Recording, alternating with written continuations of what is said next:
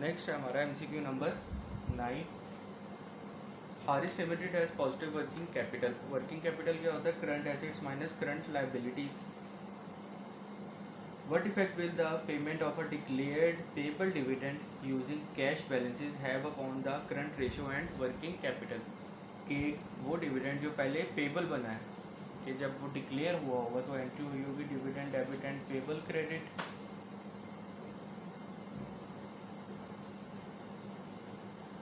Dividend payable credit और अब वो पे हो रहा है तो एंट्री क्या होगी? डिविडेंड पेबल डेबिट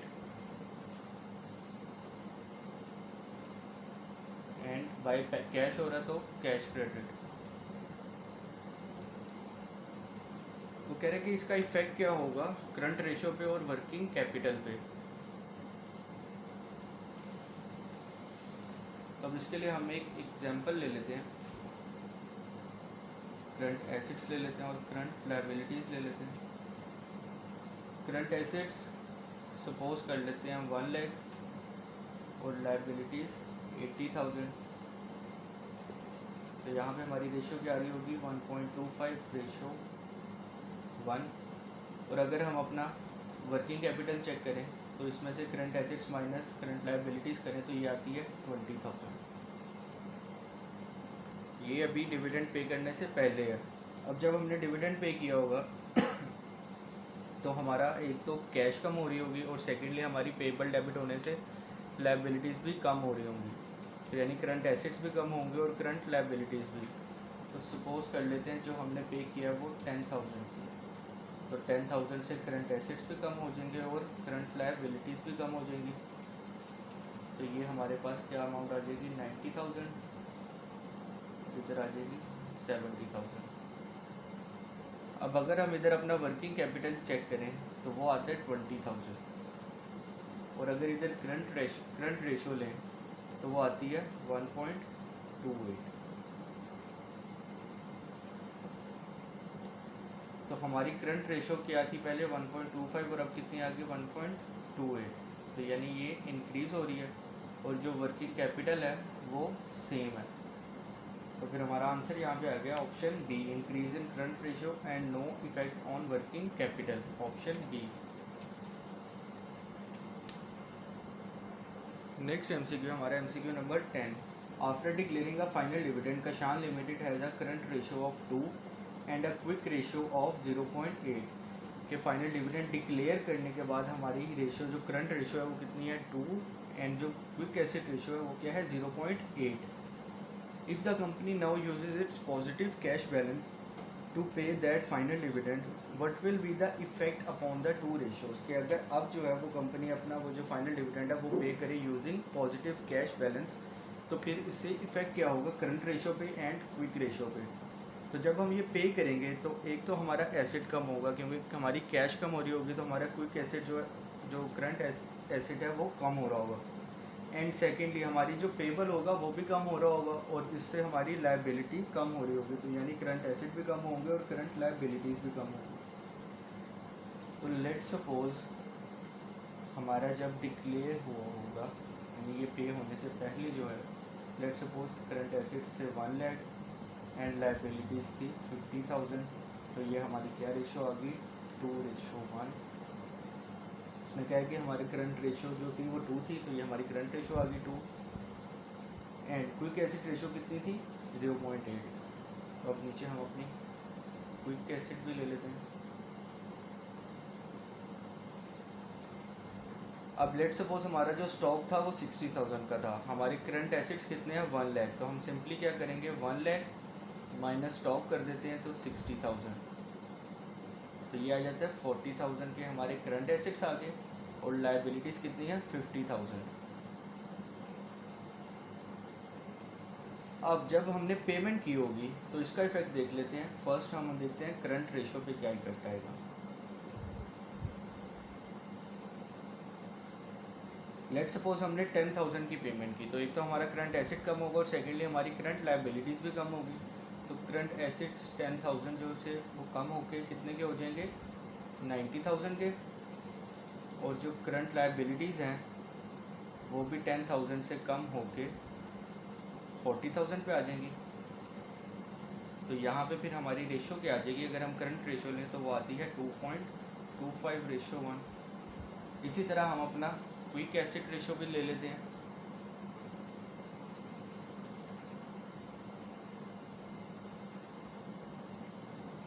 अब हमारे एसिड्स कितने थे, करंट एसिड्स कितने के थे 40,000 और लाइबिलिटीज़ कितनी थी 50,000। तो जब हमने ये पेमेंट की होगी 10,000 की, तो हमारे करंट एसिड्स में इस टाइम हमारा स्टॉक नहीं इंक्लूड, इसके अलावा हमारा कैश, बैंक, रिसीवेबल सब कुछ होगा। तो जब हम ये कैश के थ्रू पेमेंट करेंगे तो हमारा करंट एसिड्स ये भी कम होगा, 40,000 से कम होकर ये कितने का हो जाएगा 30,000 का।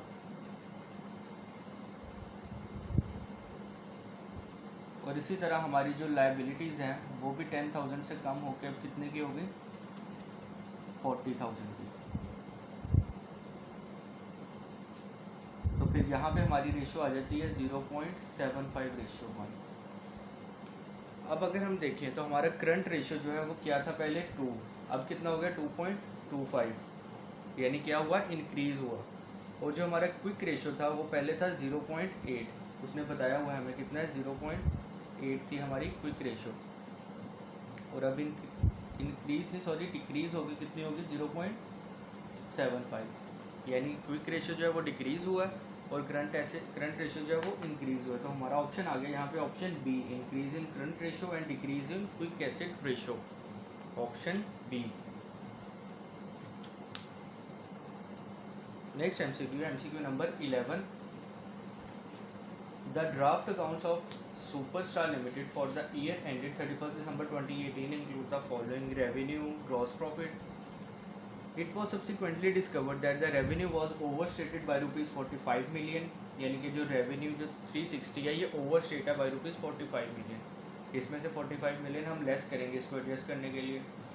And the closing inventory understated by ₹15 million, के जो क्लोजिंग इन्वेंट्री है, क्लोजिंग स्टॉक जो है वो अंडरस्टेटेड है, यानी अभी उसने इंक्रीज़ होना है। तो आपको पता है अगर हम अपनी क्लोजिंग इन्वेंट्री हमारी जो है वो ज़्यादा हो तो हमारा फिर जो कॉस्ट ऑफ सेल है वो क्या होती है कम आ रही होती है। अगर हम अपनी क्लोजिंग इन्वेंट्री को ज़्यादा कर लेंगे तो हमारी कॉस्ट ऑफ सेल क्या हो जाएगी कम हो जाएगी और हमारा जीपी इंक्रीज़ होगा। It was subsequently discovered that the revenue, ये तो होगी line, after correction of these errors the gross profit percentage will be, कि हमारी ग्रॉस प्रॉफिट परसेंटेज क्या होगी इन एडजस्टमेंट्स करने के बाद। अब हमें क्या करना है, हमें अपनी ग्रॉस प्रॉफिट भी एक तो पता करना है ये एडजस्टमेंट करके। अब फर्स्ट ऑफ ऑल हमारे पास क्या है सेल्स कितनी है 360, इसमें से क्या होना है 45 लेस होना है क्योंकि ये ओवरस्टेटेड थी, तो ये आ गया 315। अब सेकंड आती है हमारे पास कॉस्ट ऑफ सेल। अब कॉस्ट ऑफ सेल की हमारे पास अमाउंट नहीं है। अब इसको अगर हम सिंपली देखें तो हमारा फॉर्मूला बेसिकली क्या होता है sales minus cost of sales, तो हमारा आ जाता है जीपी। और अगर इसी इक्वेशन से हमने जीपी निकालना हो तो सिंपली क्या बन जाएगी sales minus GP is equal to cost of sales. अब हमारे पास सेल्स कितनी थी पहले 360, क्योंकि हमने पहले वाला कॉस्ट ऑफ सेल निकाली और फिर उसको एडजस्ट करना है। 360 माइनस जीपी कितना दिया हुआ है उसने 90, तो ये हमारा आ जाता है 360 माइनस 90 करें तो 270। अब हमारी जो क्लोजिंग स्टॉक है वो क्योंकि अंडरस्टेट हुआ है तो क्लोजिंग स्टॉक हमारा क्या होना है इंक्रीज़ होना है। तो जब क्लोजिंग स्टॉक इंक्रीज़ होगा तो ये जो कॉस्ट ऑफ सेल आ रही थी ये भी अब कम होगी। कितने से वो इंक्रीज़ होगा 15 से, तो ये जो हमारी कॉस्ट ऑफ सेल है ये भी कितने से कम होगी 15 से। तो सिंपली 270 माइनस 15 कर लेते हैं तो हमारे पास आ जाता है 255। ये हमारा क्या आ गया एडजस्टेड कॉस्ट ऑफ सेल। अब इस एडजस्टेड कॉस्ट ऑफ सेल को हम क्या करेंगे अपनी कॉस्ट ऑफ सेल में ऊपर लिख लेते हैं 255, ये लेस करेंगे तो हमारे पास क्या आ जाएगा हमारा जीपी आ जाएगा जो आ रहा है 60। अब हमें क्या चाहिए यहाँ पे ग्रॉस प्रॉफिट परसेंटेज अब उसे बतानी है ये एडजस्टमेंट्स करने के बाद। अब ग्रॉस प्रॉफिट परसेंटेज वो हम कैसे फाइंड करते हैं, ये हमारी आ गई जीपी। अब इसका फॉर्मूला होता है gross profit divided by sales multiply by 100। अब ग्रॉस प्रॉफिट कितना है 60 divided by 315 and multiply by 100 करेंगे तो हमारा अप्रॉक्सीमेटली आ जाता है 19% अप्रॉक्स। तो हमारा आंसर क्या आ गया 19%। तो फिर ऑप्शन कौन सा आ गया यहाँ पे, option B 19%। Gross profit percentage हमारी आ गई 19%। नेक्स्ट एमसीक्यू है MCQ number 12। The following has been extracted from the financial statements of a business. अब उसने हमें कुछ इनकम स्टेटमेंट के आइटम्स बताई और बैलेंस शीट की। Profit from operations, profit for operations means profit before interest and tax, debenture interest and profit for the year. उसके बाद बैलेंस शीट में वो बता रहे हैं 7% डिबेंचर्स, ये हमारे क्या हो गए लॉन्ग टर्म लोन हो गया। Ordinary share capital, share premium, retained earnings. What was the return on capital employed. अब रिटर्न ऑन कैपिटल एम्प्लॉयड यानी ROCE हमने बताना है। अब इसका फॉर्मूला क्या होता है, प्रॉफिट बिफोर, इसको मैं ऐसे लिख लेता हूँ PBIT, profit before interest and tax. इसको हम क्या करते हैं डिवाइड करते हैं एवरेज कैपिटल एम्प्लॉयड से।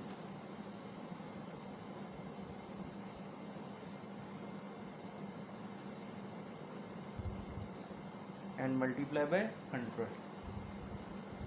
अब profit before interest and tax तो उसने बताया हमें। अब एवरेज कैपिटल एम्प्लॉयड हम कैसे फाइंड कर सकते हैं। कैपिटल एम्प्लॉयड का फॉर्मूला होता है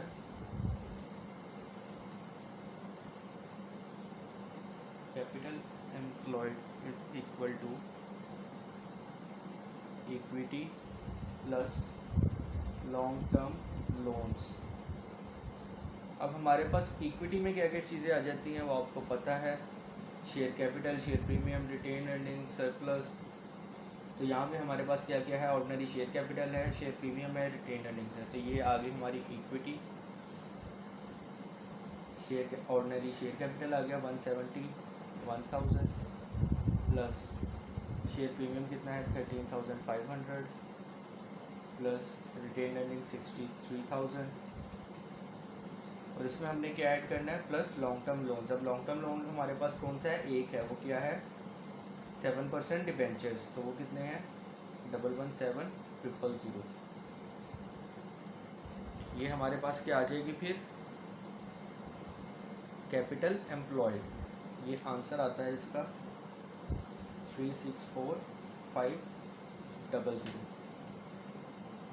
अब हमारे पास profit before interest and tax भी आ गया, कैपिटल एम्प्लॉयड भी आ गया। सिंपली हमने फॉर्मूले में पुट कर लेते हैं इसे अपने। Profit before interest and tax कितना है 86,400, 86,400 divided by capital employed 364,500 and multiplied by 100। तो ये हमारा आंसर आता है 23.7%। तो हमारा आंसर क्या आ गया 23.7%, option B.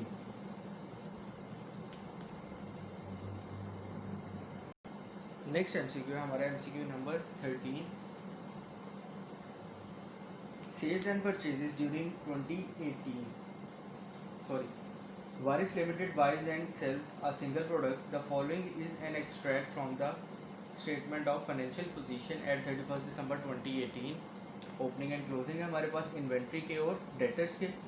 Sales and purchases during the year were ₹3 lakh, यानी कि 3 लाख जो है वो सेल है और जो परचेजेज है वो कितनी है 180,000। 20% of sales were for cash, ठीक है, इनके 20% जो है वो क्या है कैश सेल्स है। Which two of the following are correct. Average receivables collection period is 37 days, average receivable collection period is 46 days, gross profit percentage is 35%, gross profit percentage is 45%। अब हमने सिंपली क्या करना है यहाँ पे, एक तो हमें चाहिए यहाँ पे डेटर डेज और सेकेंडली क्या चाहिए ग्रॉस प्रॉफिट परसेंटेज। अब हम ये दोनों चीज़ें फाइंड कर लेते हैं। एक हमें चाहिए डेटर डेज। अब डेटर डेज का आपको पता है फॉर्मूला क्या होता है, average trade debtors divided by net credit sales. अब इसमें हमें क्या चाहिए होती है क्रेडिट सेल चाहिए होती है। इंटू 365। अब एवरेज डेटर्स हम फाइंड कर सकते हैं, हमारे पास डेटर्स का ओपनिंग एंड क्लोजिंग गिवन है। और सेकेंडली हमें क्या चाहिए, क्रेडिट सेल चाहिए। अब उसने बताया 3 लाख जो है वो टोटल सेल है और उसमें से 20% जो है वो कैश सेल है। तो हम सिंपली क्या कर लेते हैं, 3 लाख में से जो 80% होगी वो हमारी क्रेडिट सेल होगी। तो हम सिंपली 3 लाख मल्टीप्लाई बाय 80% करते हैं तो हमारा आंसर आता है 240। तो हमारे पास क्रेडिट सेल आ गई कितनी, 240। अब सिंपली हम इसे अपने फॉर्मूले में पुट कर लेते हैं। हमें चाहिए एवरेज डेटर्स। एवरेज डेटर्स का हमारे पास ओपनिंग एंड क्लोजिंग है कितना, 36 + 24 डिवाइडेड बाई 2। ये हमारे आ जाएंगे average debtors divided by credit sales कितनी आ गई, 240 एंड मल्टीप्लाई बाई 365। तो हमारा आंसर आ जाता है 45.626। तो ये बन जाते हैं अप्रॉक्सीमेटली 46 डेज।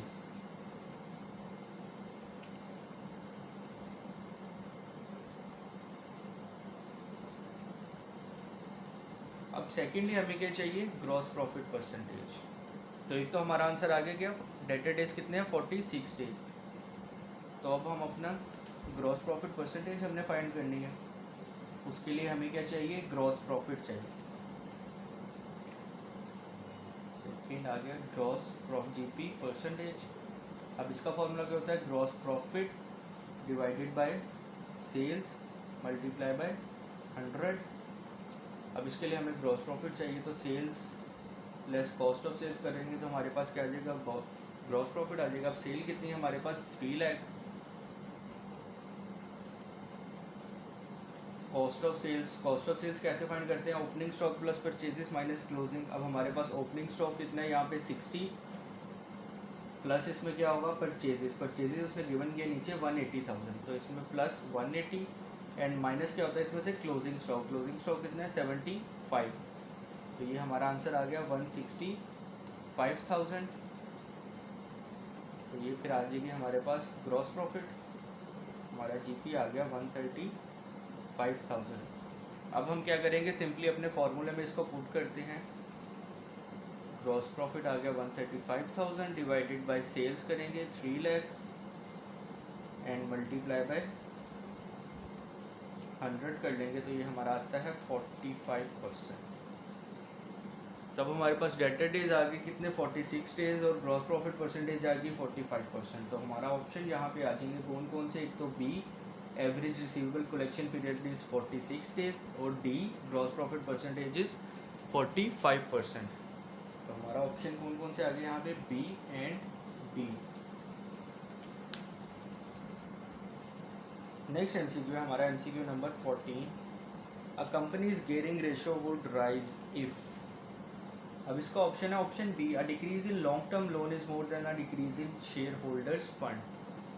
अब बेसिकली इस क्वेश्चन ये जो एमसीक्यू है ना, एमसीक्यू नंबर 14, इसमें कुछ एरर्स हैं, कुछ गलतियां हैं, इसलिए इसको मैं एक्सप्लेन नहीं करूंगा, लेकिन इसका फिर भी आपको ऑप्शन पता होना चाहिए। ऑप्शन बी जो है, decrease in long term loan is more than a decrease in share holders fund. Next MCQ हमारा MCQ number 15। A business has the following trading account for the year ending 31st May 2018। अब हमारे पास आ गई sales आ गई, opening inventory, purchases, closing inventory और gross profit आ गया है। It's rate of inventory turnover for the year is. अब हमने उसे क्या बताना है, इन्वेंट्री टर्नओवर।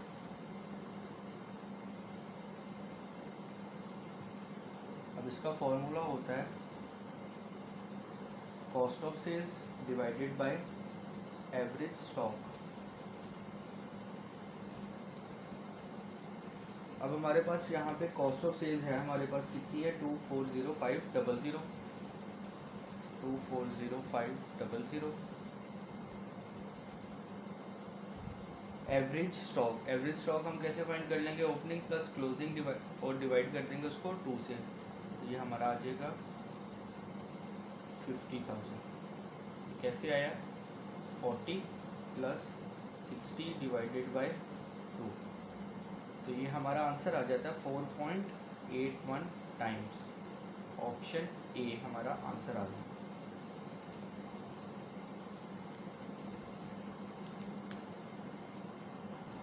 नेक्स्ट एमसीक्यू है हमारा MCQ number 16। Tara Limited produces a single product with a margin on sales of 25%। अब मार्जिन ऑन सेल्स का मतलब क्या है, सेल हमारी जो है वो 100 है, तो ये इक्वेशन क्या बनेगी 75 + 25 = 100। Total sales for the year, total sale आ गई हमारे पास। रिसीवेबल कलेक्शन पीरियड उसने दे दिया है हमें, डेटर डेज दे दिए हैं 64 डेज। एवरेज रिसीवेबल्स हमारे पास आ गए, एवरेज डेटर्स आ गए 32,000। The value of inventory held during the year was constant, यानी हमारी जो इन्वेंट्री है उसमें इंक्रीज डिक्रीज नहीं है, वो पूरा साल जो है वो कॉन्स्टेंट रही है। The cost of credit sales was, अब हमने उसे क्या बताना है, कॉस्ट बतानी है किसकी, क्रेडिट सेल्स की। तो इसके लिए फर्स्ट ऑफ ऑल हमें क्या चाहिए होगी, क्रेडिट सेल्स। अब हमें उसने ऊपर क्या बताया हुआ, 64 डेज बताएं किसके, डेटर डेज से। अब हमारा डेटर डेज का फॉर्मूला क्या होता है, average debtors divided by credit sales, net credit sales multiply by 365। अब इसका उसने हमें आंसर बताया हुआ कितना है, 64। अब इस फॉर्मूले से हम अपने जो है वो क्रेडिट सेल फाइंड कर सकते हैं। वो हम कैसे करेंगे, लेट सपोज क्रेडिट सेल हमारी x है, एवरेज डेटर्स हमारे पास कितने हैं 32,000, divided by x multiply by 365 = 64। अब अगर हम अपनी ये इक्वेशन को सॉल्व कर लें, सिंपली हम क्या करेंगे, x जो है वो 64 चले जाएगा और 64 इधर आ जाएगा, तो ये हो जाएगा 32,000 divided by 64 multiply by 365 = x। तो हमारी x की वैल्यू क्या आ गई, 182,500।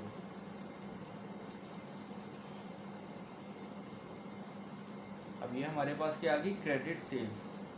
अब उसने हमें ऊपर क्या दिया हुआ है, इक्वेशन हमें बताई हुई है। वो इक्वेशन क्या थी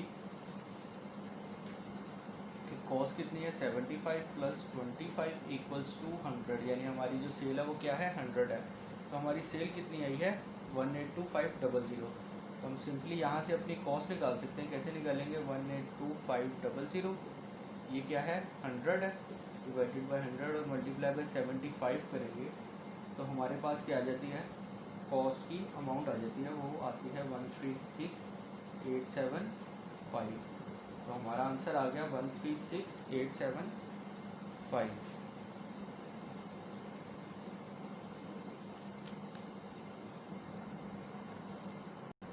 नेक्स्ट एमसीक्यू है हमारा MCQ number 17। The following are extracts from the financial statements of L Limited for the year ended 31st December 2018। इसमें हमारे पास आ गई इशूड शेयर कैपिटल आ गया, रिजर्व्स आ गए, 12% डिबेंचर आ गया, operating profit means profit before interest and tax और debenture interest. What is the return percentage on long term funds. अब इसका क्या मतलब है, ऑन लॉन्ग टर्म फंड्स का मतलब मींस कैपिटल एम्प्लॉयड, कि हमने क्या फाइंड करना है, return on capital employed, return on capital ROCE हमने फाइंड करना है। इसका फॉर्मूला क्या होता था, profit before interest and tax divided by average capital employed.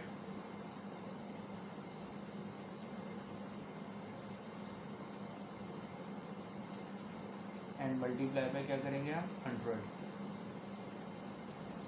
अब हमारे पास profit before interest and tax तो है, हमने क्या फाइंड करना है, कैपिटल एम्प्लॉयड। कैपिटल एम्प्लॉयड कैसे फाइंड करते हैं, equity plus long term loans. अब हमारे पास इक्विटी में क्या क्या चीज़ें हैं, शेयर कैपिटल है एंड रिजर्व्स है। तो उसके बाद लॉन्ग टर्म लोन के आ गया 12% डिबेंचर 1800। तो हमारे पास इक्विटी यहाँ पे उसने टोटल किया हुआ है 5400 है, 5400 प्लस लॉन्ग टर्म लोन्स हम ऐड कर लेते हैं, कितने हैं 1800। तो हमारा ये क्या आ गया, कैपिटल एम्प्लॉयड आ गया कितना 7200। अब हम सिंपली अपने इस फॉर्मूले में इसको पुट कर लेंगे।